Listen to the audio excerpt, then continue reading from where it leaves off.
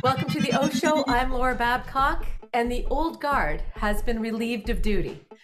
We actually saw a record 10 councillors leave council between retirements and getting ousted at the polls.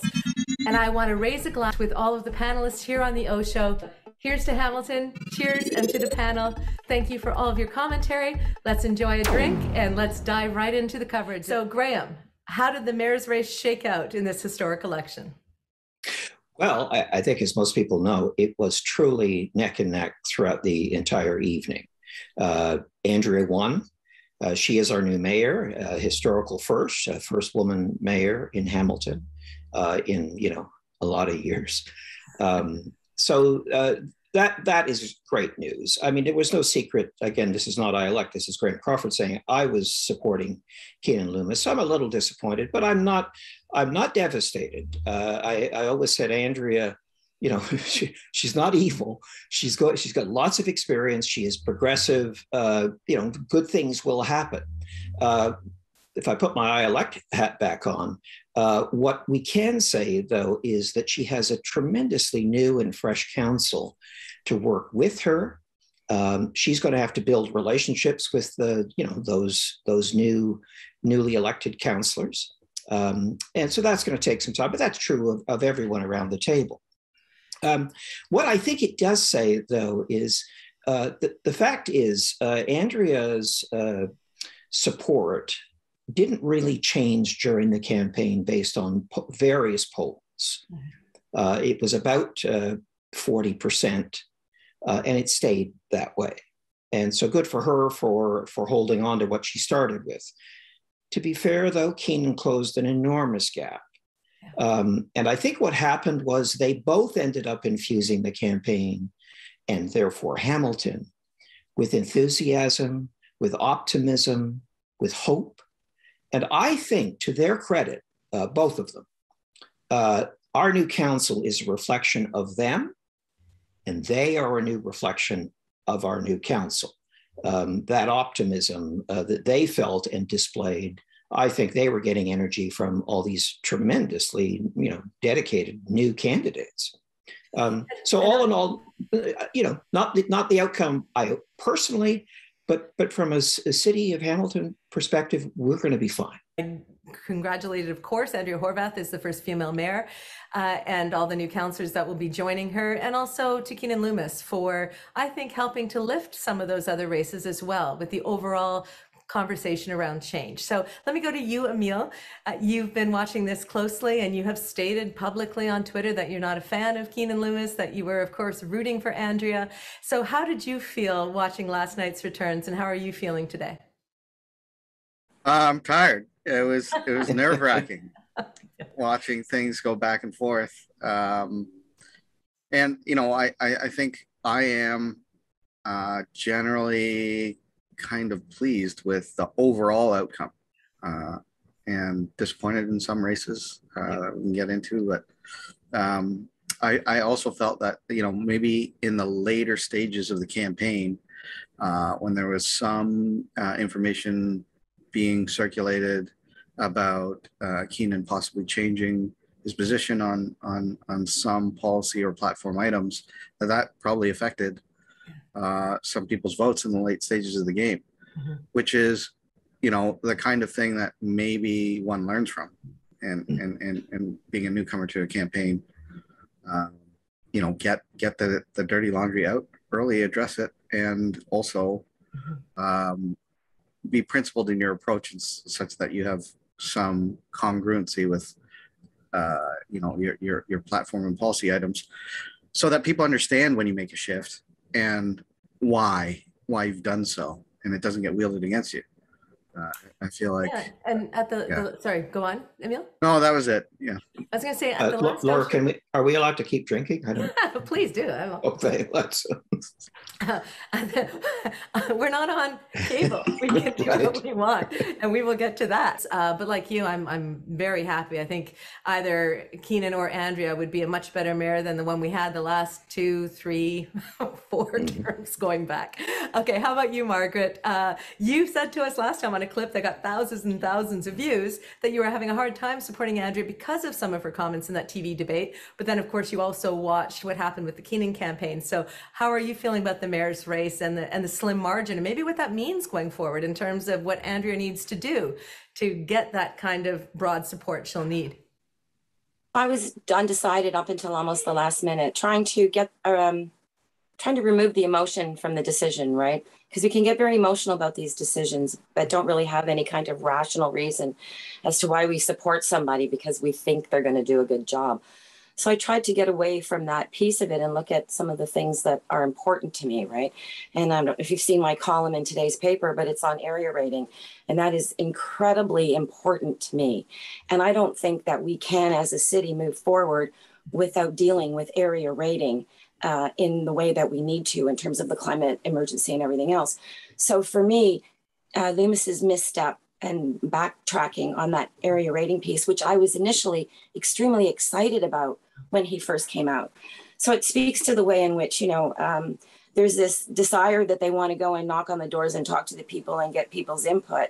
But switching horses midstream can be quite damaging to your brand. And whether or not that's a function of, I don't know, I was going to say, I don't want to be ageist, but I was going to say age and inexperience because this is his first campaign, that maybe that's it. But it was the deciding factor for me that sort of tipped my decision. So I'm pretty happy with the way in which everything turned out, mainly because it was getting really acrimonious there towards in some spots where people have said to me, I'm not going to talk to other people because of whatever happened or was said. And I feel that's really unfortunate in terms of our community and how we need to heal together to move forward, to do the important work that we need to do for climate change and everything else. So in terms of Keenan fitting into this new council or even in his plans, it would be nice if he could be worked in somehow, or he had some good ideas. And certainly that 50,000 housing number was certainly extremely tempting as something to look at. I mean, it was a seesaw last night, back and forth. And I know Andrea came up pretty hard at times on some of her comments, and so did Keenan. I believe that it may take some time to heal some of the wounds. It was a close race. Keenan, he's just full of energy, right? And he was ready to go at it, and heard his ads and him on the Oshow and that. And he was full of, pardon me, piss and vinegar, okay? He was ready to go at it. And Andrea stood her ground and spoke as Andrea does. There's no doubt. She can be a tough lady at times. And, but at the end, Graham, sorry, I'm not supposed to be on the show according to you, but why shouldn't you be on the show? Well, Graham was hoping he wouldn't see me next time on the show. No, Robert knows I was kidding, of course. Okay. I know. I know. I was say, can't we get along here on the Oshow panel at least? Yeah. We're having lots of fun. Maybe after a couple more drinks. To you, Robert. Actually, but before you finish, Robert, your statement, I just want to say that every time I hear one of you swear, I'm going to drink on the Oshow, because Robert already got us out of the gate. So you know what? It's my own little drinking game. But go on, Robert, please. So, and I think even with both of them, and I'm not going to discuss Bobertina at all here, some of his comments or some of his wishes, but they both had good ideas, which I think anybody that's a councillor now, become a councillor, new councillor, and I'm glad there's been a big change there. I think they can take comments and the thoughts from both parties, both Keenan and Andrea, to help build council. And I can tell you, I never was a card carrier, but I was at the Conservative Convention in Toronto on the weekend. I went Friday, and I met with our Premier, Ford, and we had a little bit of a chat. And he says, "Are you going to be back for voting?" And I said, "Yes." And he says, "Well, I wish you well." And I said, "Well, what if Andrea gets in, your former NDP colleague here working with you Queen's Park. And he said, I'll support her any way I can. She's the mayor. She said, we're not talking about party anymore. And then he did the speech on Saturday night. And it was the same thing. He said, we got in Hamilton, we got conservatives there now. I got conservatives for our party there. He says, Andrea becomes mayor, and he looks like he was pointing that way.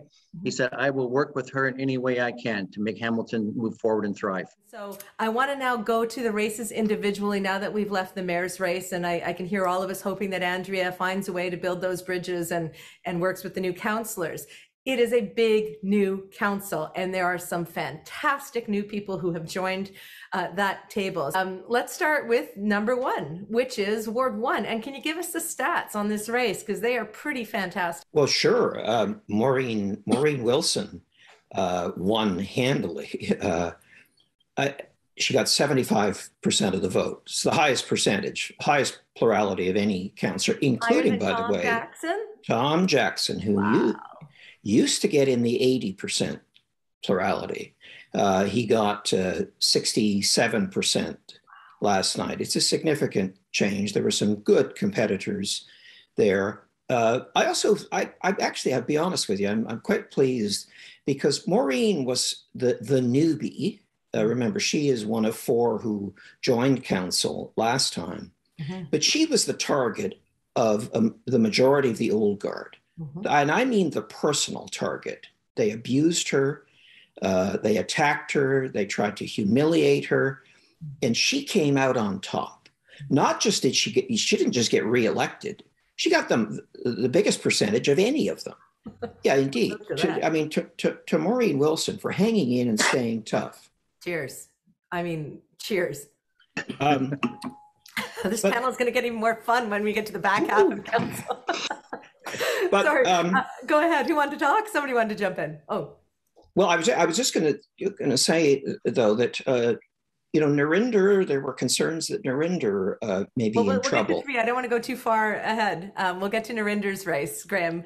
Okay, Laura, are you trying to control me? I am trying to control you. I am a control freak. Because I do want to go to Margaret. Margaret, as a woman, watching what Maureen and Narinder, but let's focus on Maureen right now, went through during this last term of council. I mean, even to the point where Narinder and Maureen were referred to as numbers by a former Mayor Larry Diani, number 1 and number 3, in some public commentary. It was relentless with Maureen, and she ran a positive campaign in the face of all of that nasty, awful crap that we all witnessed. She even got her rocks thrown at her house in the middle of the night, if we recall, in this last term of council. I'm not saying that was the old guard councillors who did it, but she was under a tremendous amount of pressure. She ran a positive campaign and got more vote percentage than Tom Jackson did, which makes her kind of like, I think, the boss going back into council, because they always, whoever gets the most votes or the most percentage always kind of keeps that as a bit of a laurel on their head the entire time of the term. So she's walking back in. How does that make you feel as a woman to see that she didn't just win, she owned it? I want to say that we talk a lot about how women do politics differently, right? I think Maureen Wilson is an example of how women do politics differently. I'm sure that there's, a lot of the qualities that she espouses and demonstrates are qualities that every good person has, right? But in terms of how she attaches compassion to a lot of her words and her actions, and the positivity that she brings about, and the calmness that she can bring to a situation, just in her demeanor. I like to look at that and say, okay, well, that could be a start of thinking about the way in which women do politics differently. So I look at that and I'm quite hopeful and happy that that's the case in my ward. I don't think she's going to take any crap this term of council. Forget it. The old guard are gone, and she's walking in with the biggest percentage of votes. So good on you, Maureen. I want to go to you on this, Emil. What was your take watching Ward 1? I was surprised and not surprised. I have found Councillor Wilson to be one of the most thoughtful, caring, composed councillors ever. She's someone who is a great listener and will let people know delegates, people speaking to council, and other councillors that she's listening. And you can hear it in how she talks to people. You know, I understand you're saying this, but how have we considered these folks that are coming to tell us this isn't working well? And that, I think, resonates with a lot of people. I think she's incredible for that reason. I think if she ran for mayor this time, she would have given Andrea and Keenan a run for the money. So I think it fits. And how about you, Robert? What did you think seeing her grab such a big margin after the rough 4 years that she's had? Well, I kind of made notes of who I thought was going to win in what ward. And I absolutely put Maureen Wilson at the top. Maureen grew into the job. When she first got to be councillor, she seemed to be shy, showed a bit of a weakness to me. But then she grew into it and come on stronger and stronger. And as she did, the other councillors kind of went at her, probably not knowing really what Maureen was thinking and how she thinks. And I think, you know, she's done a great job, and I watch it, and she asked the questions. It's true, Emil, she listens. I mean, when you're around that table and you have delegations, you listen, and you don't start fooling around doing things here and there, talking to one another. Maybe you did, but I'm having memories of Sam Marula and Chad Collins. That's exactly what they would do, is play on their phones and talk to each other, right? So I'm glad you listen and Maureen listened, but I don't want to pretend that was the norm. No, I remember I chaired meetings and some of them councillors would be talking, and Sam and Chad and different ones. I would actually stop the delegation from speaking, and I look towards them, and finally they look at me and I said, "Are you done?" And then they just get quiet, and then I say, "Okay, delegation, please speak again." Cheers. And we need that. We need that decorum in council down there. But no, I knew Maureen was going to come on. I didn't know that strong. She come on. She's got some good numbers in there, but she's in there. She's the next 4 years, and she'll do as well. Okay, let's move to Ward 2. Graham, I elect, or Graham Crawford, whoever you choose to be. Can you tell us the stats on Ward 2? Because I think this is a race that was particularly meaningful to you. Yeah, it was. I live in Ward 2, and I supported Cameron Kretsch from the very beginning. And I am very, very pleased to say that Cameron didn't just win. He clobbered Jason Farr. Cameron got 50% of the vote. Jason got about a third of the vote, 33%, as a three-term incumbent who said many things during the campaign, a lot of them about Cameron's position and comments on the police. And Jason chose to misconstrue and, in my view at least, falsely present what Cameron had actually said. Well, as it turns out, you can't pretend to be the ward councillor. You actually have to live it. And Cameron's been living that job for 4 years, even though he didn't have it. Farr, in my opinion, and I've known Jason since the beginning, you know, when he went home to Ward 3, to the eastern edge of Ward 3, I don't think he gave much thought to Ward 2. There are plenty of old guard commentators or pundits who want to say that Jason Farr personally transformed downtown Hamilton. And you said that we were allowed to swear, or at least Robert and I are allowed to swear. I can drink then. It's just absolute bullshit. Jason was there, but you also have to look at some of the details, things that he did that not only didn't transform, well, they transformed the Ward 2 in a very, very negative way. And when you look at what he did related to those in encampments and versus the Cameron's approach, what he did as the president of City Housing Hamilton, there are plenty of reasons people didn't vote for him. And they're all his reasons. Well, Laura, when Jason Farr first came in, and I kind of took him under my wing, and I knew Jason before that a bit from the TV shows and radio commentaries.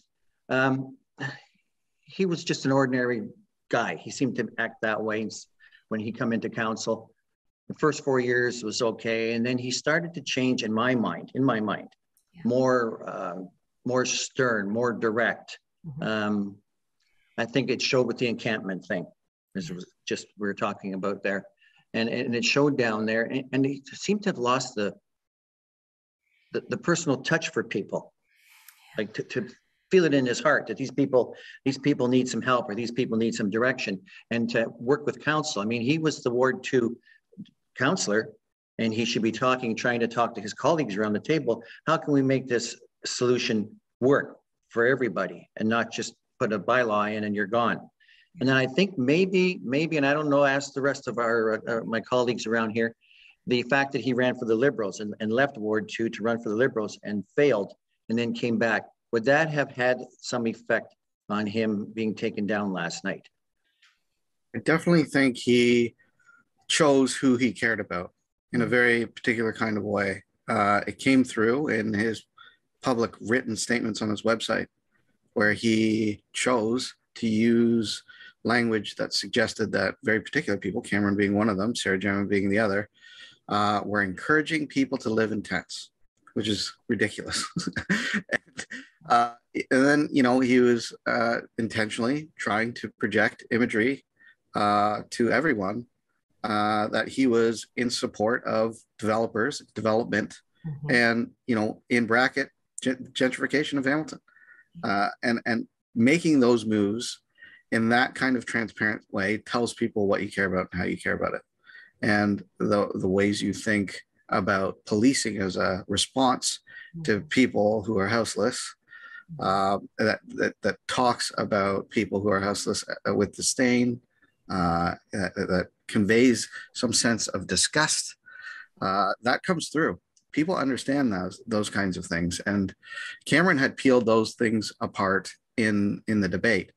So people could move behind the rhetoric already. They were equipped to do so because Cameron equipped them to do so. And I think that sets you up for failure. You show people who you really are when you're about to lose. And what he showed everyone was something that everyone, I think, a lot of people don't want. They don't want to see, you know, people attacking those who are supporting those in encampments or the people in encampments just for the sake of getting rid of them without taking responsibility as a 3-term councillor for not doing the work to address the issues. Was Ward 2 a vote against Jason, or was it a vote for Cameron's incredibly active, positive, almost doing the job of councillor to get the job of councillor campaign? Well, I think it's a little bit of both, right? Like, I think hugely Cameron's campaign started the day he lost the last election, right? That's when it started. And he's been working these last 4 years, campaigning, however he's been able to do it, getting his name out there, doing the work that needs to be done. I mean, if you wanted to look at a case example of somebody who wants to get elected, that's a perfect example of what Cameron did. Then the other side of what everybody has said here, you know, the encampments, his run for the Liberal Party, that I think damaged him. But also too, I think people were talking about the way in which he started out along one path and then kind of switched into another path. And it's something that I want to put out there in terms of the incumbents, because I noticed, of course, the incumbents are all very polished and prepared, and their heads and heels over the newbies are coming along. They've got 4 years of experience speaking in public and everything else. And I think at a certain point, they start believing their own bullshit, right? And who they are and what they think that they can do and not do. And I think that maybe from what I'm hearing, that might have been where Jason went a little bit wrong, you know, that he started to believe what everything was happening was him, right? And then that translates into an arrogance that loses touch with the common people and the everyday guy. So I think it was a little bit of both, but certainly without Cameron's work doing it, Jason, you know, I don't know. So Cameron earned it. I've never seen anyone, honestly seen anyone work harder, longer, doing the job of the kind of absentee councillor than Cameron. And Jason, he hemmed and hawed and hemmed and hawed and hemmed and hawed, even about entering into the race. So, you know, and then when he did, it was like with this big kind of splashy hip thing that, you know, it didn't work. And the whack-a-mole comment, I don't think is something that will ever leave the vernacular of Hamilton politics, right? Just it was dehumanizing, and it kind of set people off on a course, I think, of I cannot support someone who refers to other people like that, like it's a game. So Can I just add one yeah. additional stat, Laura, that I know? Cameron won every poll but one, and the one he lost by 21 votes. So this was a victory across all neighborhoods in Ward 2. Cheers, they weren't That's even huge. close. So where were you with Ward 3? It was one of the scary ones. I felt, generally confident that people would have some experience with Narendra's compassion over the years, and that would hold the seat. And then, we saw news reports of signs being removed. And then it looked like there's more Furlan signs, but because they were removing Narendra signs. There were, those are tactics that are there to intimidate. And when you use those, it makes it scary. People are willing to remove material objects. They're willing to use tactics of intimidation. They're willing to say that you are dangerous, that because you are a person of color. And that kind of thing has come about in a number of races. And it's a very big problem in the city, especially given that a number of votes went to the white supremacist mayoral candidate and some of these anti-woke candidates as well. So I was terrified for Narendra, both during the campaign, and I was thrilled to see that she came out on top. You start pulling signs and taking them down and making, marking them up and putting things on them. It shows the people that are doing that, if they're the ones that, and it could be their helpers, their workers, but they're the ones that want to go to council, where's their integrity? Where's their honesty? That's a big concern, what happens there. Narendra, I had her marked down as getting in. I knew there may be some problems. I heard some things about the situation in Ward 3. But, I've watched her during committee and council. She's grown into the job too. She come on pretty good when she first started, but she's grown into very polite, very understanding, knows the rules. That young lady has got it. She knows what she's doing. She's a good councillor. Well, I had no doubt that Narendra was going to get in. I just thought that was a sure bet for me. I don't know why they wouldn't. That was my sort of take on it. It was particularly nasty, particularly around the signs and that. And I just want to say to everybody out there who works on these campaigns, it does not look good on your like whoever you are. If you deface or remove somebody else's campaign, it doesn't help you. It helps them. Right? It actually helps them. We feel sorry for them because we know that it's dirty chicks. So if you go around doing that kind of stuff, it only brings attention to how shady some of these practices really are. This one was particularly exciting. There's a plethora of good choices in Ward 4. And correct me if I'm wrong, this is Tammy Wang's ward, correct? I'm terrible with numbers, yes. Mm-hmm.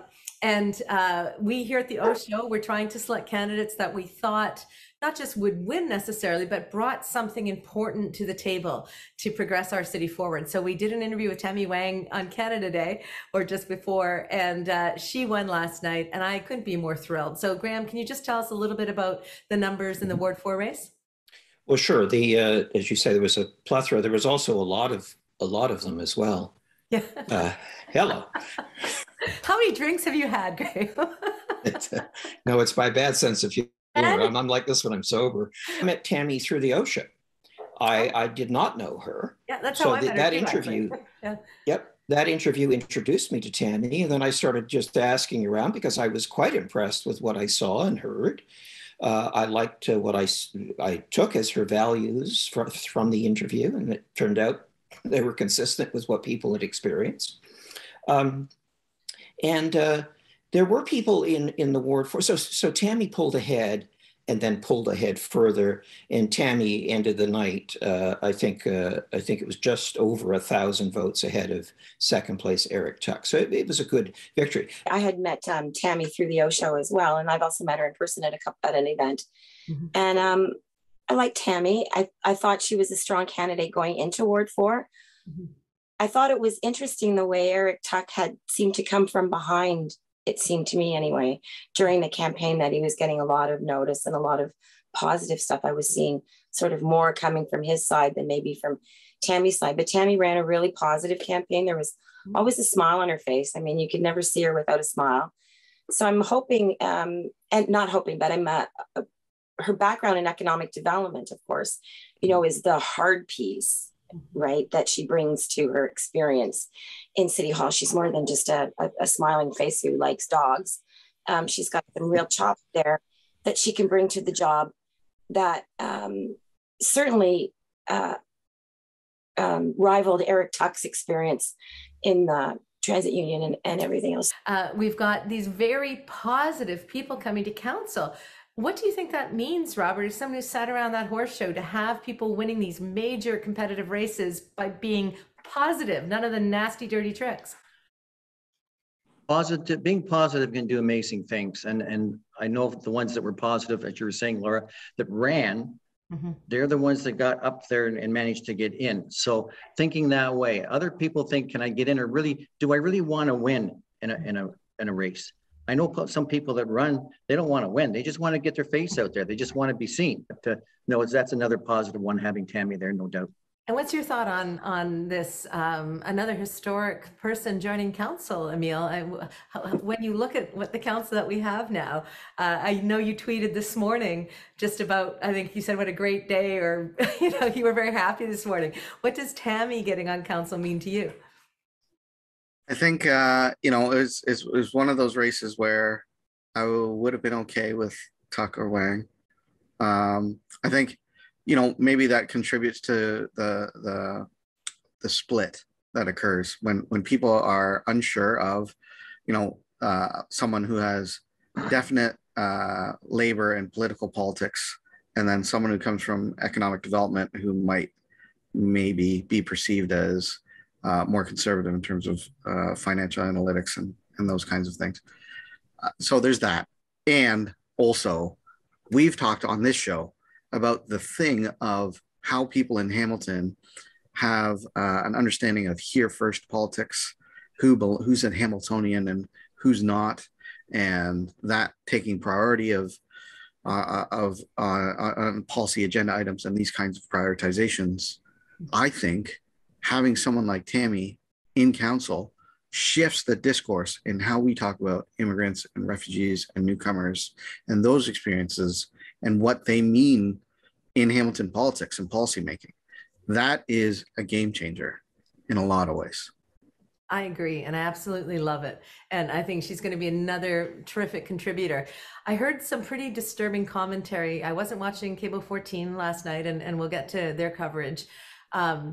But I heard some commentary on CHML, and it felt not only like some of them hadn't looked at any of these candidates seriously, because they presume, maybe Sam Marula's heir apparent would just get the gig or whatever. They didn't seem to know the candidates that won. And I wanted to say, just, go online. They're all in the Oshow. We talked to Tammy. But it was kind of like, it's almost condescending. Oh, well, one of them said, well, she is articulate, and, and they're kind of like, seriously. And Laura, one of the Cable 14 commentators said of Tammy, she has a pleasant personality. Nice. And I thought, wow, really? That's really how you're judging? You have nothing else to say? It's a maneuver, a reactionary maneuver, to suggest that racialized candidates have to behave in a certain kind of way to be listened to, and that has to do with being silent and polite and civil in a certain kind of way in order to be acceptable or palatable to a majority white audience.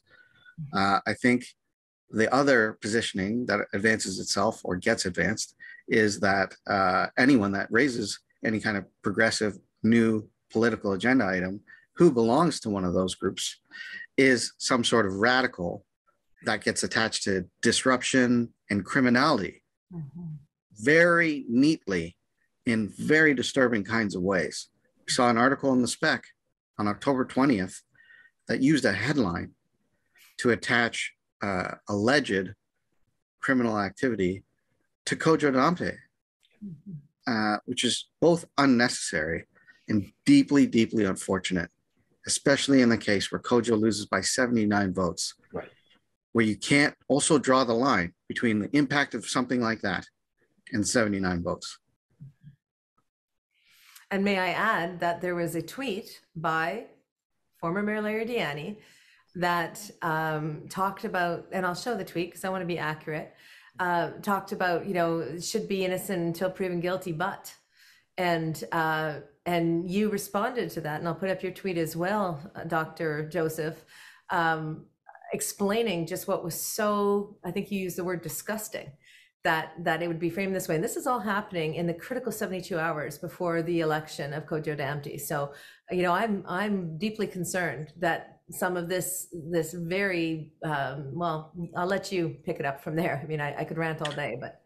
Yeah, this kind of reactionary discourse that tries to bucket people as, well, anyone who's critical of policing or policing budgets, who've raised issues of systemic racism, who've tried to have us think very carefully about non-carceral approaches, non-penal approaches, investing in people downstream, how we think about social determinants of health and well-being, how we reduce crime at fundamental levels, that those people are trying to hide criminals. And when that kind of discourse is pointed sharply at racialized candidates or racialized advocates or racialized organizers and leaders, it is disgusting. It is aiming criminality at those folks to try and intimidate them and take them out of the race. And when media also participate in stoking some of that discourse, it makes things so much more ugly. Graham, did you want to weigh in here? And before we go on with our council races, I know you have a lot of thoughts. No, actually, I would like to weigh in and you know, echo what Emile said. When I saw that headline in the Hamilton Spectator, and let me just say this, Paul Burton, if you're listening, you need to step up and say something and tell us, how the hell did that happen? How did you allow it? How did you not apologize for it? How did you not call your headline writer or your reporter on the carpet and say, we don't do this, but you let it happen and you said F all. And I mean, I've been a supporter of the Spec, both not just a purchaser of the Spec, but I've said, you know, we need local media. We need healthy local media. We don't need this kind of local media. Emile is absolutely right. 79 votes is what separated Kojo from winning that election.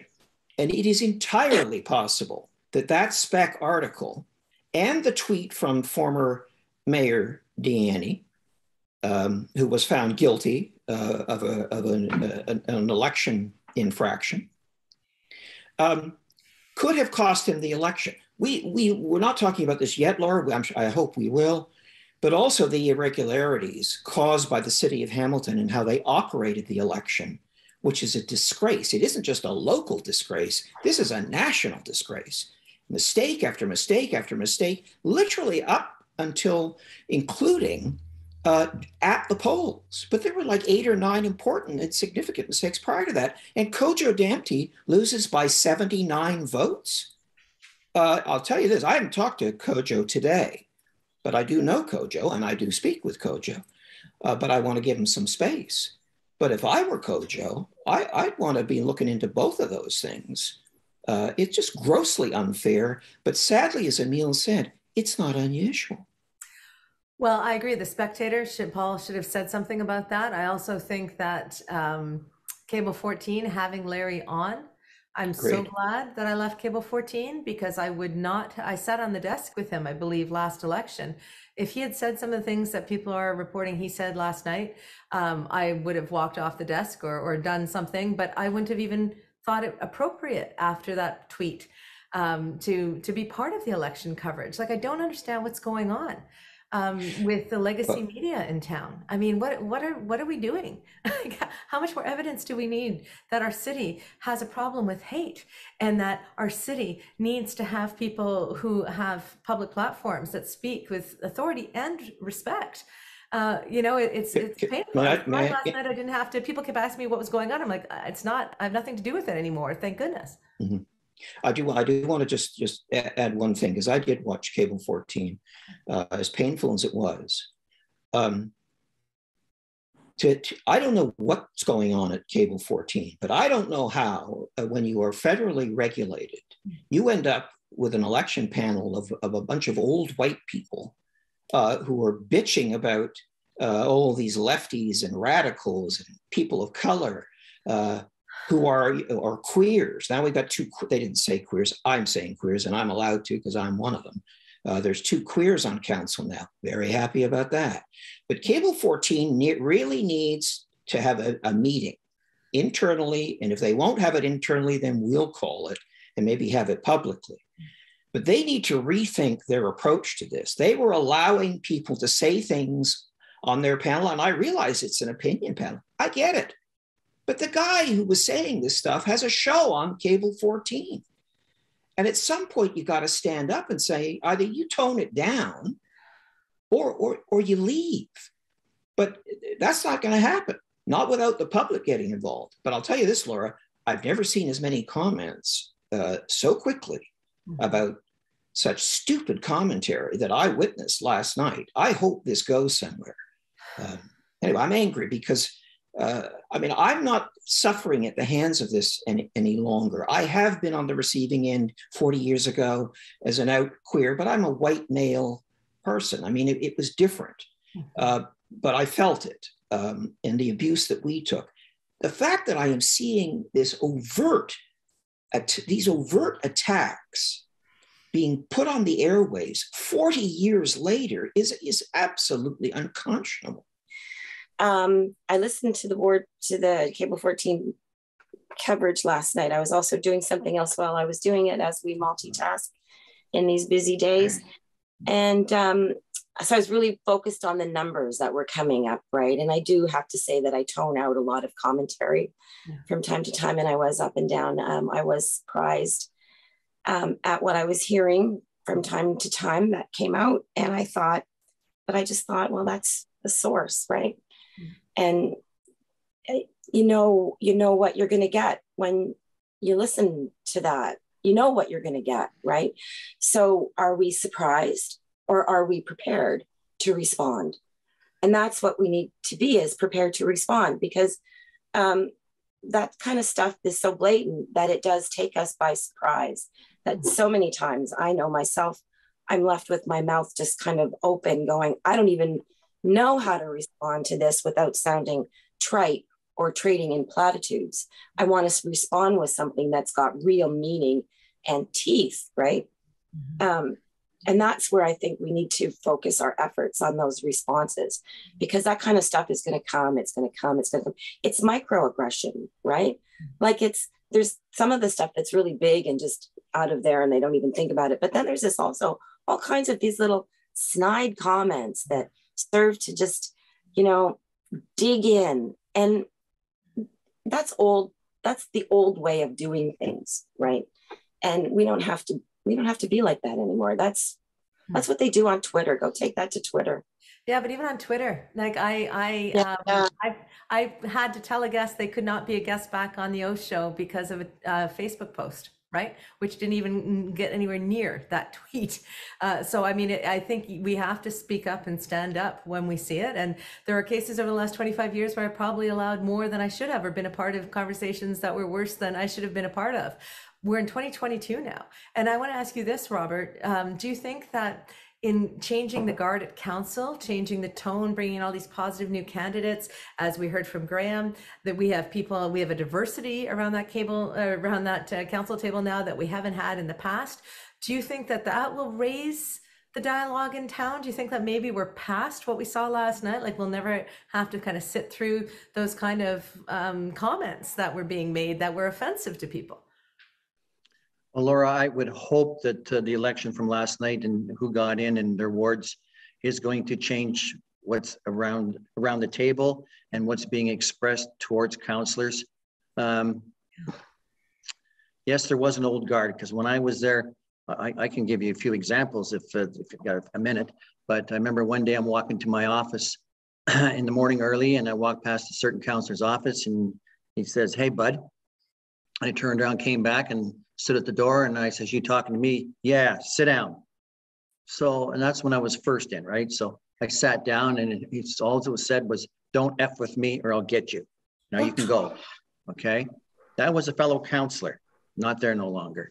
Another one says, "We don't need your manure spreader here at City Hall. Take you home and stay there with it." So that was what I was, and I can give you many more examples of what some councillors said to me over a period. Another one said, "Oh, I can't support you appealing the ward boundary decision because there's an election coming next year. You know, it's going to be $50,000. What am I going to say to my residents?" And I said to him, "You're getting all these parks and all these flowers planted and all of that, but you're worried about $50,000 in a vote?" Things like that, right? So I'm hoping this is going to change. I think it will. I think it will. The fact that we maybe got with Andrea there, Brad Clark is still there with a lot of experience. He's in, and he's mellowed a bit, but he's good at what he does. I'm not going to say too much about Councillor Jackson. He's mellow all the time, and then of course with Ted McMeekin coming on board, he's got a lot of background in history, and I think he can work with Brad and Andrea and himself to bring this council together and include everybody around the table. So I think we're going to be fortunate. You covered off a couple of wards that we don't really need to dive into races there. Sorry. Well, no, because Tom Jackson, Chris Sly, we had him on the program. He's mounting a challenge to Jackson and did peel back. Jackson didn't win by as much as he has in the past. And so that might be a signal to Jackson that this should be his last term. But, you know, he'll go where the wind blows. That's always been his brand. And the wind is going to be, I think, a progressive, positive win on council. And then you mentioned Brad Clark, who in his exit interview on CHML was, you know, saying that it was a terribly brutal race that he ran and it was very negative. But the more negative it got, the more his supporters buoyed and sort of supported him. So if Tom and Brad are the remaining old guard on council out of all of them, I've always found Brad to be quite brilliant as a former cabinet minister and someone who can work on policy, and Tom, you know, I mean, it is what it is, but they are voices of some experience. And McMeekin coming back in has a lot of good personal priorities and work around the tiny houses and shelters and stuff. So there is some, for all the people who were freaking out last night, the old guard sycophants going, "Oh my God, what's going to happen?" You know, barbarians at the gate, you know, all that kind of stuff. We actually have some stability. We have Narinder and JP and Maureen who are back in and they know what they're doing. You know, we have Esther Pauls who beat Scott Duval, a former old guard who was trying to get back in. So, I mean, we have people who know what they're doing around the table. All is not going to go to chaos, but we also have some of these excellent candidates that are coming in. So if I can just, the panel, everyone take a quick drink. Graham, go ahead and we'll finish off the races we haven't touched on. Yeah, no, I just wanted to pick up on the points that have been made just in the last few minutes. One of the things that I think is different this time is in 2018, when Wilson, Nan, Danko, and Pauls got elected, they basically, because there were so many, they were absolutely outnumbered by the old guard. They were entering the lion's den. Mm-hmm. Our new councillors are not entering the lion's den. They are the lions. They are the lions. And that's what I love about this. We have strong, dedicated, compassionate, intelligent, hardworking, savvy people who are going to sit around that council table. And any old guard or old legacy media who say they're all neophytes and they don't know anything and it's going to be awful, you have not met these people. They are, that you make them sound like they're stupid. And you know, you really need to be there. It's the most complex job in the world. Again, bullshit. It's not the most complex job in the world. I'm not saying it's not a difficult job. Mm-hmm. In fact, I think it's an extraordinarily difficult job in terms of impact on your personal life, the kind of commitment you have to make. I mean, I think this is where, if you do the job properly, I think you're allowed to call it a public service, because it is changing how you live your life. And many of us don't want that and couldn't do it. Right. But I mean, don't underestimate the skills and competencies these people and knowledge these people are bringing to that table. Well, wasn't there a comment made on Cable 14? I didn't see the show, so again, I never want to make assumptions around them needing help to find the washroom, Margaret. Yeah, it was really quite condescending and patronizing. How are these new people going to function? Oh my God! Oh my God! You know, and to I think it was Brad Clark. To his credit, he said, you know, these people are all intelligent. They're smart people. They'll figure it out. They'll figure it out. Not, don't worry. And this, you know, this idea that, again, there's a lot of people that are there to help them, right? And these the old guard. Wait a second. The returning councillors, Narinder, Maureen, John Paul Danko, Esther Pauls, I probably think to some extent, I believe these individuals will be more than willing to extend a hand in the way that others didn't to them. And because they know what they're in for, they'll be even more extending of themselves. I believe, just from how I watch them behave. And you know what? We on the Oshow, as you know, profiled 5 of these new people who are getting in, I believe was my last count. And I know that existing councillors that you're talking about watch the Oshow and are interested and want to meet and welcome if they don't know some of these individuals already. I mean, it is not the old guard. It is a new era. It's not what you walked into, I don't think, Robert, where they're going to say, you know, sit the F down and you're going to do what I F and say, like, or you got to do it to get along, or any of that bullying garbage. I mean, I feel like these new candidates, at least most of them, are going to walk in and get a wonderful welcome by most of the people who are remaining on council.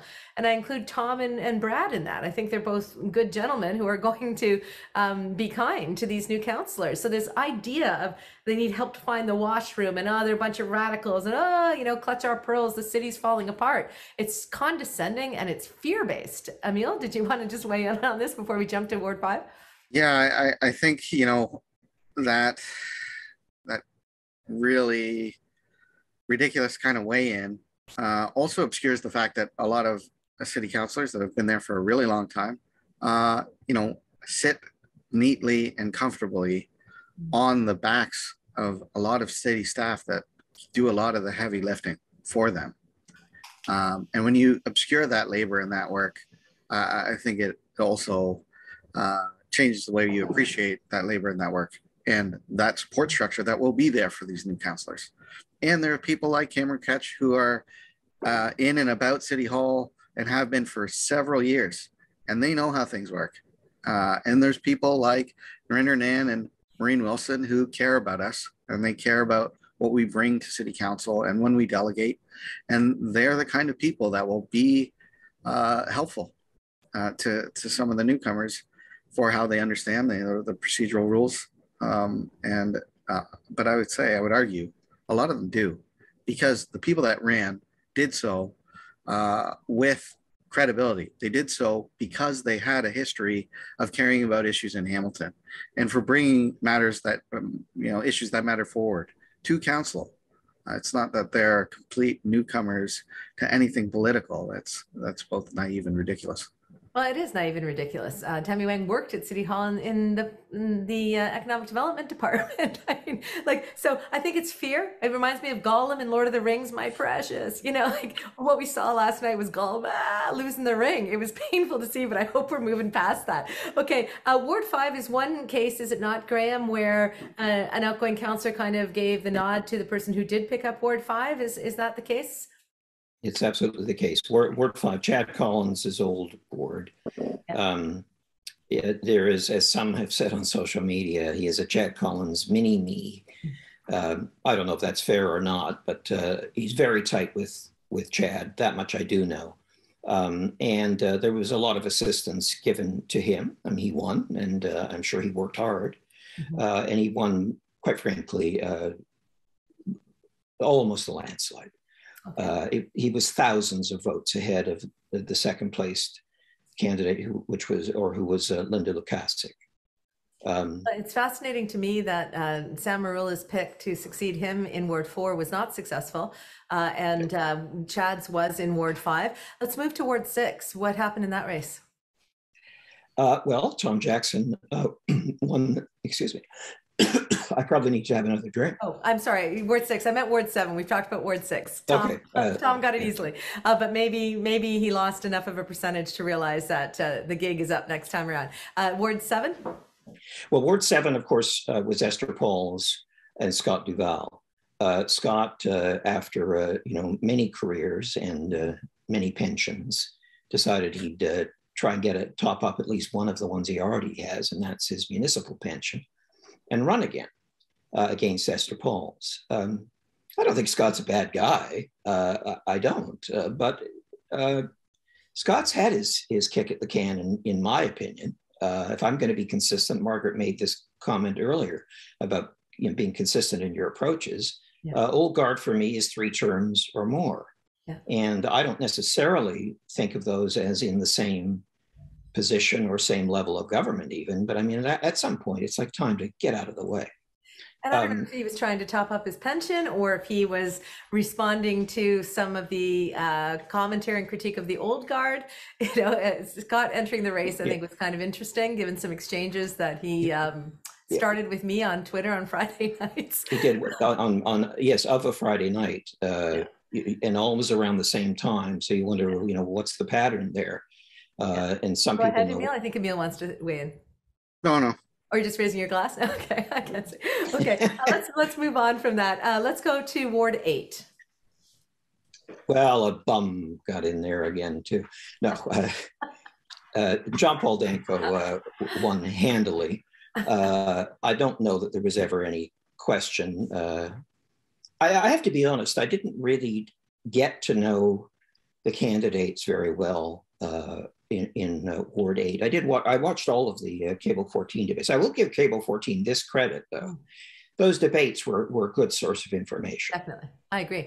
We did comment about including the white supremacist in the debate, in the mayor's debate.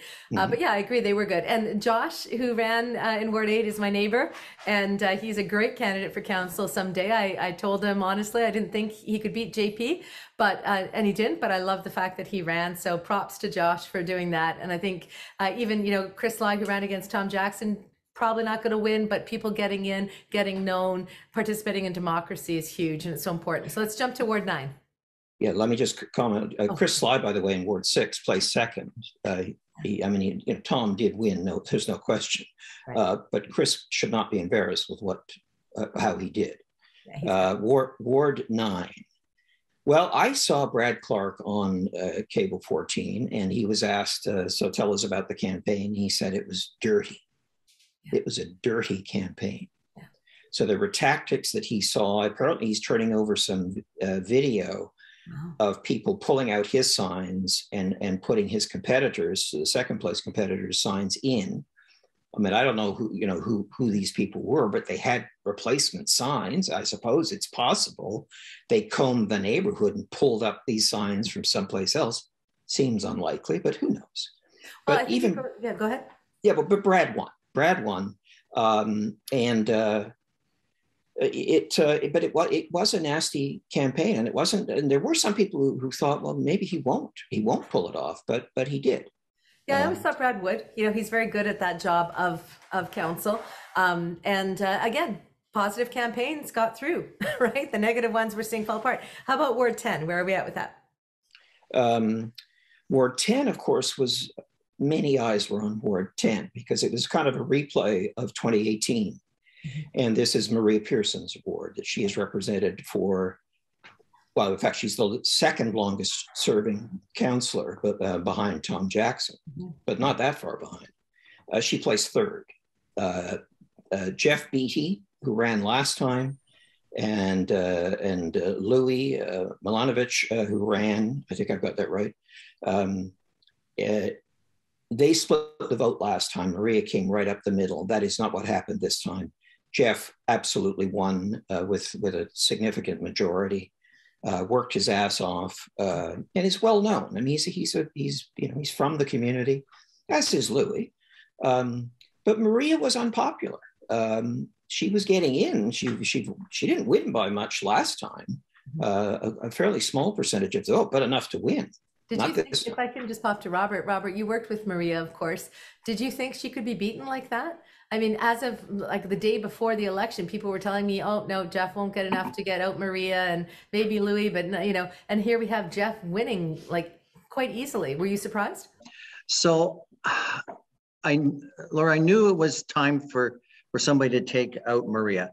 There was talk around, even when I was at council, that she's supporting too many developments, too many developers happening down in her area. And I mean, I knew she was getting back to people, that are residents. She'd get back and she would talk to them. But Maria at times could get angry, okay? And I saw that in some of our debates and discussions.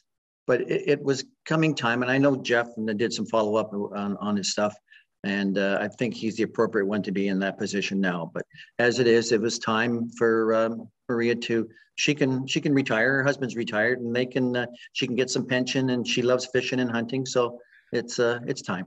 Well, I was laughing last night when I heard them again going, who are these new people? I'm like, Jeff runs a business. His family's been there forever. Like, what is wrong with you? You know, I don't understand why everything was such a shock last night. We've been saying for years, and on this show the last year, every week, change is coming, buckle up, you know, get to know these candidates. Margaret, did you want to weigh in on Maria Pearson being taken out by Jeff Beattie? I think it's just about time, that's all. Okay. That's all I have. Unless you want to dive in on this one, Emil, we'll move to the next. Did you want to weigh in on Ward 10?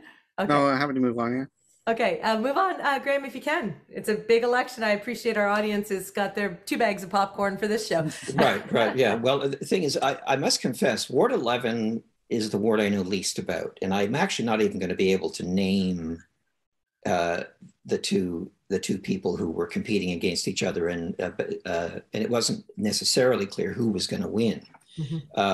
What I do know is that the candidate endorsed by Brenda Johnson did not win, placed second. A close second, mind you, but placed second. Robert, you may know these names. I don't, I'm afraid. So I can't really comment on the candidates. Well, Nick Lowers, I did know. I've met him before, and he has run before. I just can't recall what it was. If it was, I think he was in 15. Did he run for school board maybe here? Maybe. Nice fellow. I had a chat with him in the summer. He had a very positive feeling that he was going to be the next councillor, but I believe at that time he was the only one had signed up.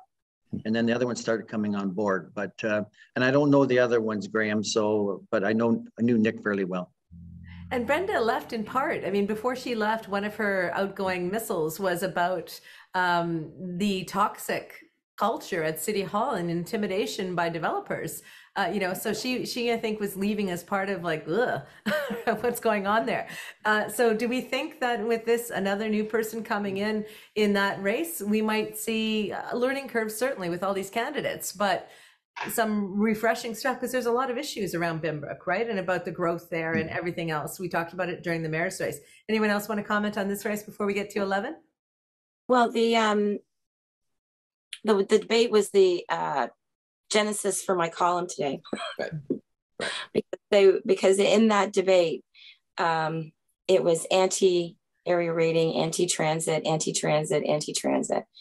It was very disheartening, very disheartening. So I believe that the person who won is pro-transit. If I believe correctly from that debate, then I'm happy with that. Mark Taddison. Oh, yeah, yes, I was right. in the debate. One of our producers grew up in Binbrook, so I feel like I'm going to get in trouble later that we're not as immersed in Binbrook. Oh, I know. Well, that's a fun thing to do, though, right? You know, that's what they complain about, is that everybody forgets about us out here. Them out there.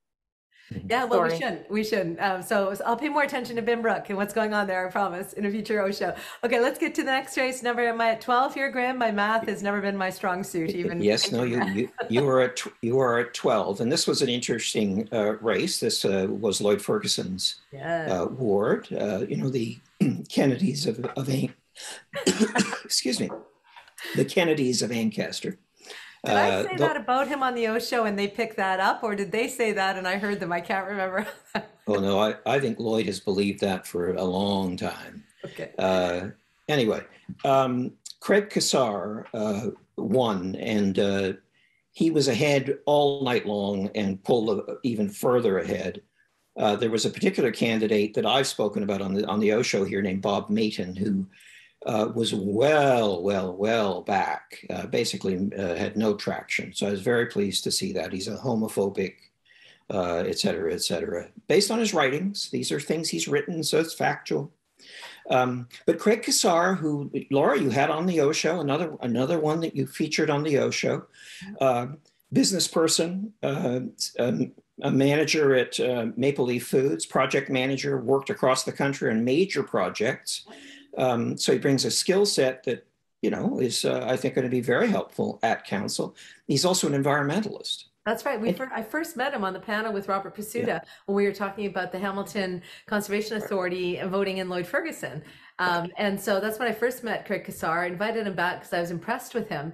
And then we saw Ferguson drop out of the race, thank goodness. Yeah. And I was so thrilled that, again, we dodged a bullet, for lack of a better expression. We got somebody replacing an old guard councillor who's actually incredibly competent and environmentally savvy and a great human being. And I'm just thrilled. You know, I was concerned about how that race would go after Ferguson left the race.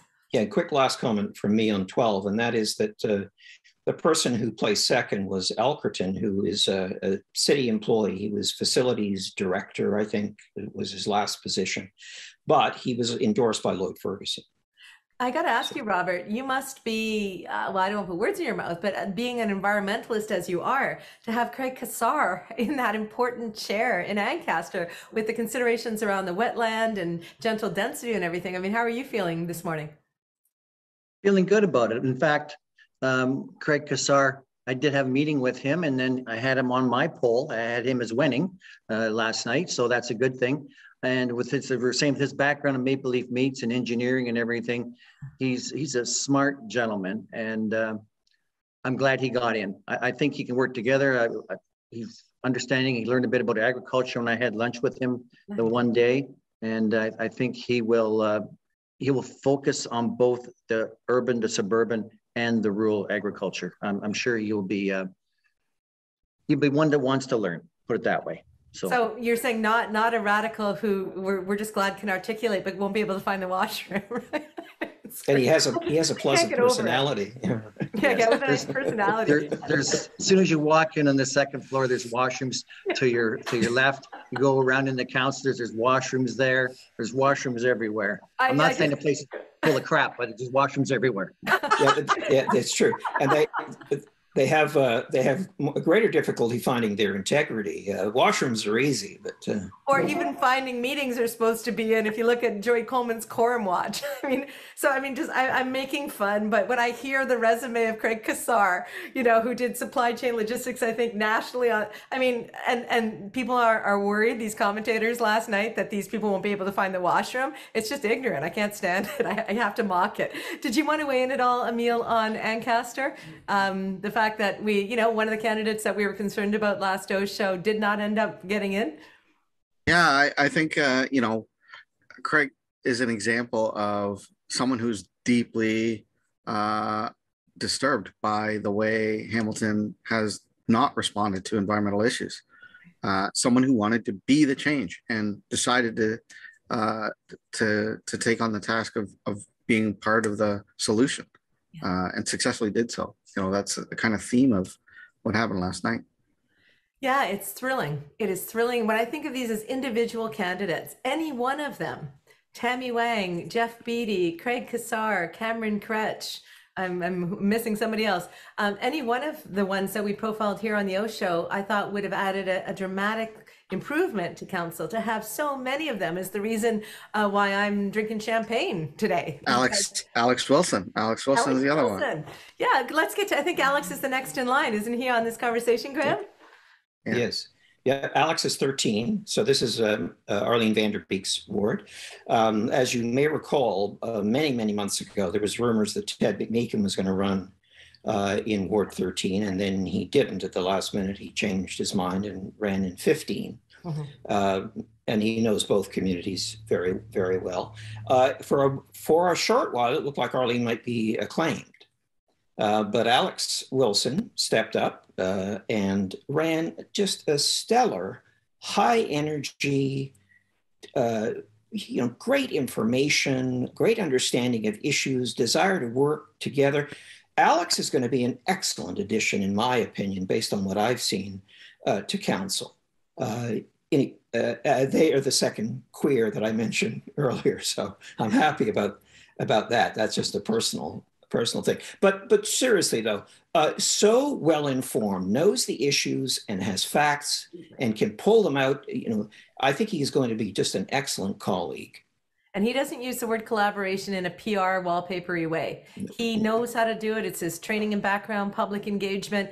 And I gotta say, I have interviewed, I don't know, I want to say thousands, over 25 years of wannabe politicians and executives. Alex is one of the few people I've ever interviewed who was controlling the conversation as much as I was, doing it in a completely natural way.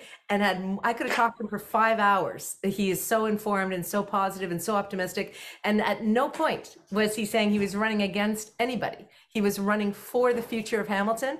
And it left an impression on me and Oshow viewers who watched it of wow, like just wow. And I would just add one thing, Laura, this was not a close race. Alex won handily. It was a real victory. What do you take of that, Margaret, that you've got this young, brilliant, articulate, and I'm saying that not as a kind of I'm surprised he's articulate. I'm saying this guy knows media, this guy knows how to argue a point, and he does it with he's so affable. I just was like, wow, what a candidate. Arlene didn't stand a chance is what it was. I mean, I don't live in Dundas, but I do know some people who do, and they've not been happy with Arlene. It's lackluster and flat would be the sort of, so Alex coming in sounds like he's a perfect counterpoint to that kind of descriptor, right? But even flat and not exciting, Arlene voted 14 times to cover up Sewergate. Well, that's flat. That's flat. Well, that's flat, but also, doing damage to the trust, the public trust. And the fact that she was, and the same with Esther Paul's, right? Because Esther Paul's only had Scott Duvall, and Arlene Vanderbeek only had Alex Wilson. So, it was like, somebody please step up and take on this job. And we're really very fortunate that Alex did it. And I must just say, as a kudos to, and I'm not just looking for more reasons to drink my champagne, but kudos to Hamilton again, because there was a point coming into, I think it was July, when we had some seats that looked like they were going to be acclaimed. And we put out a real push to say we should not give any of the people who voted for Sewergate a free pass. There has to be candidates running, and other municipalities could not mount this. There was actually a phenomenon this election around acclamation. I was doing a show on it in Toronto a while ago. Like, there were so many people going, well, I get the job again without having to run a campaign. Cool, right? But not in Hamilton. We fought every single one, and I'm very, very proud of our city for doing that. Regardless of who won the races, we didn't let anybody just sit there like a king or a queen and get a crown. So I'm really pleased about that. Does anyone else want to weigh in on this before we jump, I think, to our last couple of words? Go ahead. So Laura, my poll showed, I was kind of flipping the coin here back and forth, but I did put a little tick beside Arlene, but it was the same thing. Was the vote against Arlene and for Alex? Right. Because I've heard it too, lots of people have had issues, but responses back from the office, the councillor's office and that. I think I listened to Cable 14, I listened to Mike Fortune, and Arlene was on there, and Alex. And at first I said, who is this young fellow? But he come across so articulate, so calm, answered the questions, challenged. But not it was in a polite way to Arlene. And Arlene at times said, never mind, I won't bother, right? So I am surprised in one way, but I think in my heart, it was time for Arlene to go. My daughter, in fact, when nobody was signing up, my daughter, Kayla, she lives in Kirkwall, she was going to sign up, but I said, Kayla, she works for the hospital. She does a lot of heart work and that. But she was at the point, she says, Dad, I want to run. Can I run? And I said, well, just wait and you can sign up the last day if you want to. But then along came Alex, and Katie says, oh, thank you, Alex. I think he'll be another good member of the gang at City Hall. Well, good on your daughter for wanting to run. I hope she does in future elections, Robert. That's awesome. And We'll I got to say, my kids love Alex. They saw his interview. You know, the Oshow is a community produced and a family produced show, and they're like, whoa. So I'm so excited to see what he does on council. Let's skip 14 because we know Ted McMeekin is back, and we all know Ted. Did you want to go ahead? Go ahead. Just one thing about Alex, I've known Alex for many years. I live in the Nest. Alex, I supervised his thesis, and he was in my class. That's no way of taking credit for Alex, of course. If anyone knows me, the way I run classes is there's an appreciation of lived experience and knowledge and what we bring to our development of a kind of collective critical consciousness in the classroom. And Alex has always been someone who is thoughtful and considerate and careful in engaging complexities in such a way that he's always thinking about who might be left out. And that is the kind of critical we need in Hamilton. And it comes through in how he talks, it comes through in how he argues, and he's not good at winning arguments because he's good at winning arguments. He's good at winning arguments because of what he puts into it in terms of analysis and who he's caring about in his thinking. Wow. That's all I wanted to say. You know what? I will drink to that because that warms my heart. I can do it too. And I have to also say, I'm thinking of the bloviating, soapboxing, frankly, garbage arguments that we've been subjected to for the last 20 years in this city. And the thought of an argument made by Maureen or by Alex or by Cameron or by Jeff or by Greg, I mean, I can't even wait. Council meetings might not require where Graham watches them with Joey for the rest of us and then reports back. We might actually be able to watch council meetings without getting, throwing things at our television. And so it's so exciting. It is a new era. I can't believe it. Graham, do you want to just wrap up the rest of the horseshoe and then we'll do final thoughts? Sure. So 15, Judy Partridge's old ward, she stepped down as we know, she didn't run. This is where Ted McMeekin decided to run. Ted won, and it wasn't, I wouldn't say it was exactly close, but it wasn't a cakewalk either. Yeah. But Ted has come through, and I think Ted will be, a good addition to council. Steady hand, lots of experience. But I think that's just the nature of Ted. I don't say that because I think council is now full of a bunch of naive people who don't know what the hell they're doing. Because as I said earlier, I don't think that's the case at all. I think we just call them washroom searching radicals. It's just what an appalling display of stupid thinking.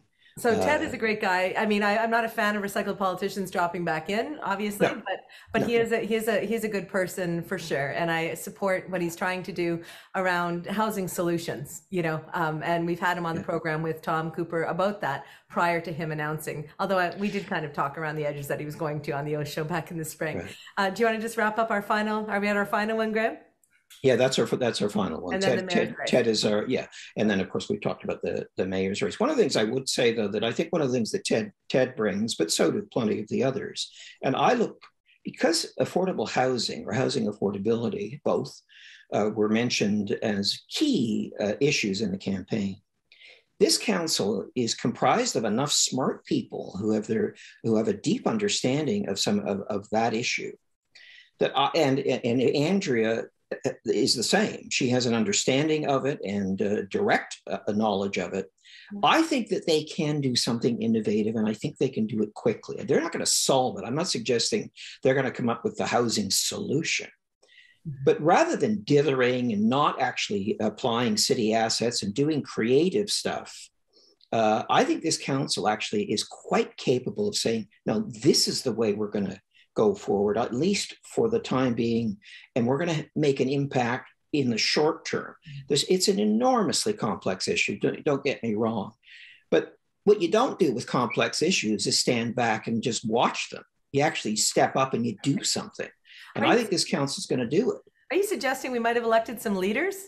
It's a crazy idea in Hamilton. I get it, Laura, but I almost feel like this conversation isn't real. I know it's been going on a long time and I'll edit it down for our audience a bit, but I almost feel like I'm in a dream talking about these people like they're on Hamilton Council. You know, I've been so jealous of other councils for so long for having competent professionals.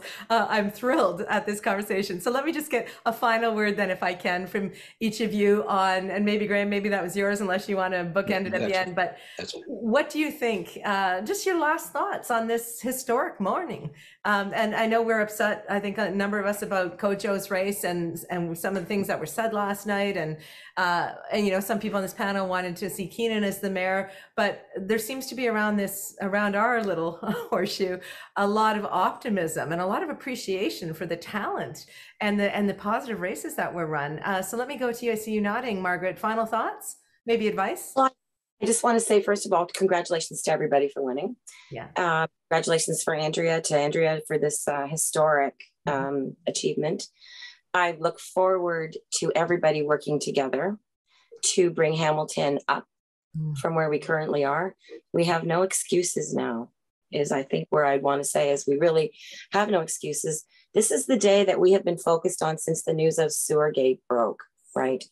Is yesterday, and electing a new council and focusing on moving forward from here. So I really feel optimistic that we've got that council meetings won't be so terrible to watch anymore, and that we've got a good group of people, a good set of heads that can bring kindness, compassion, caring to the problems that face Hamilton. I'm which isn't to say that I'm not going to criticize as need be as things happen, but I'm at this point I'm feeling kind of optimistic. Kind of. Robert, your thoughts? Well, I'm waiting in anticipation to see how well this council moves forward with the mayor. But also, I don't think we need to criticize any of the new councillors until they get some wind under their wings. It's going to take some time for them to settle down. And I think probably the scariest part for them will be once they do their orientation, they jump right into the budgets. And I think there should be more of a space between the election and the budgets in there, just to give them time to settle down. And because it is scary, even though we did our own budget here and everything. But when you go there and these big numbers start pouring at you, it can be scary, and you just lose it. So, but I'm looking forward, and I'm going to watch what's happening and keep an eye on it. And I wish every councillor, success and congratulations. And of course, Mayor Andrea, who I said was going to be mayor before the election ever happened, Graham. And Laura, you are going to edit Robert out of this, aren't you? I think he's waiting for you to bow down. You guys dressed in the same outfit, We're going to have a drink together, Graham. I hope so. So. I've heard something about a new era, but there will be drinks. Let me go to you, Emile. Your thoughts, Doctor, on where we are. Are we being overly optimistic, or do you feel, in your bones that this is a new era for Hamilton and for how we do our public discourse and governance? I think there are a lot of lessons here, and not all of them need to be celebrated. Some of them have shown us that there can be different kinds of outcomes if we organize differently. And if we wield, the tools within our democratic, system that we have in front of us, sometimes we can get somewhere else. Also, we know that the system's still broken, and that there are a lot of problems that obscure some of the major issues in Hamilton, including hate, that need to be addressed and will need to be addressed going forward. Some of these progressive candidates will be attacked because of the political leanings they take and because of the identities they embody. And that will be used politically against them. And we have to be wary of that as it occurs, and it will occur. That, and there are people who put their hats in the ring that don't get treated the same way as everybody else. And it's a different race for them. Ahona Mendy ran against Becky Buck for the trustee race in a brave, inspiring campaign. And we haven't heard the last of her. Someone who's very, very intelligent and will be an impassioned figure in Hamilton for quite some time. Sabrina DeHaab won that race for the Ward 2 trustee. And, Kojo ran a very difficult race. I hear, because on the ground I'm close to some of these people, the kinds of hate they experience going door to door that other candidates don't experience, the kind of hate that, you know, you sometimes see reported about in social media, and the kind of sentiments, dehumanizing sentiments that get stoked and provoked via media and former councillors and old guard as well. We have to be wary and mindful of all of these lessons as they continue to threaten kind of democratic processes going forward, such that we can add progressive new policy items for discussion with this new group, with the hopes that they can carry it forward without that backlash. Well, it's brilliant analysis, Doctor. I would expect nothing less of you. You always make us pause and think. But as you're speaking, you know, I'm thinking that already the Oshow has been reached out to have a show on housing and where that's at, and to have a show on hate and where that's at. And I take your point to heart, and Margaret's as well. We need to criticize, we need to support, we need to expose, we need to do all the things that we've been doing. We need to have the nuanced conversations.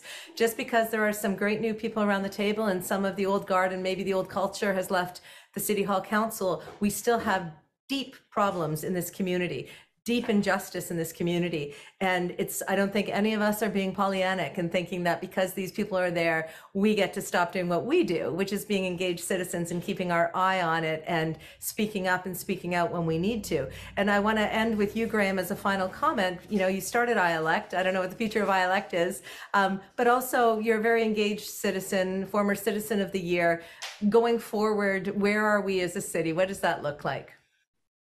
Well, in terms of iElect, I am thrilled to say that, you know, as much as iElect has been criticized by some trolls of late, but I think the more successful we became in terms of getting the message out there, the more the trolls ramped up their attacks.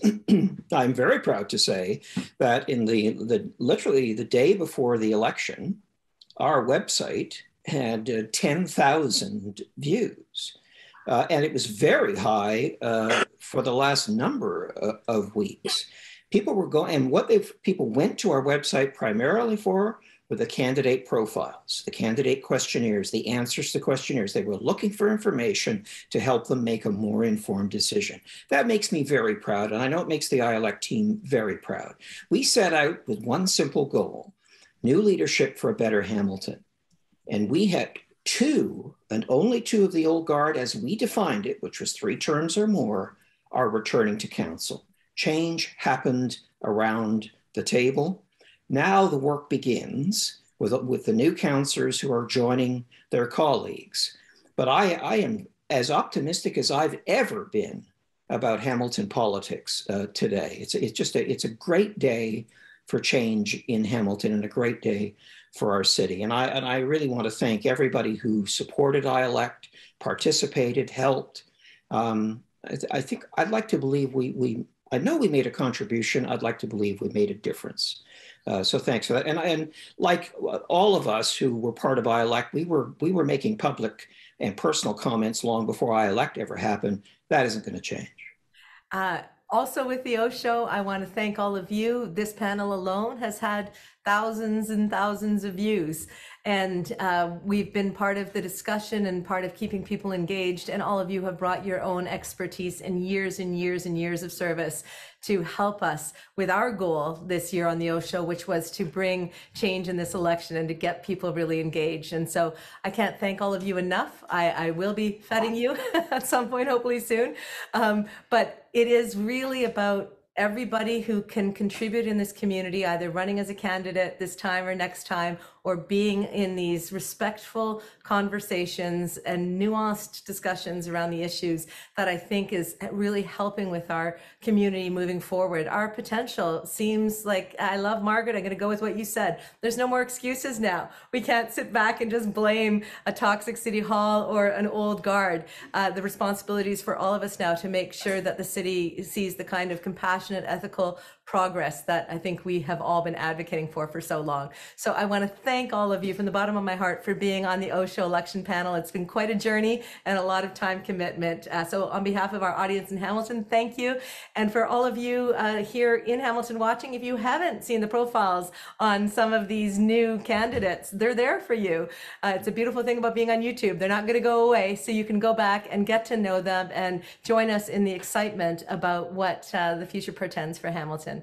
Thank you so much for watching the Oshow election panel, and we'll see you soon. Bye. Bye, guys. Cheers. Cheers. Cheers. Cheers. I need more champagne.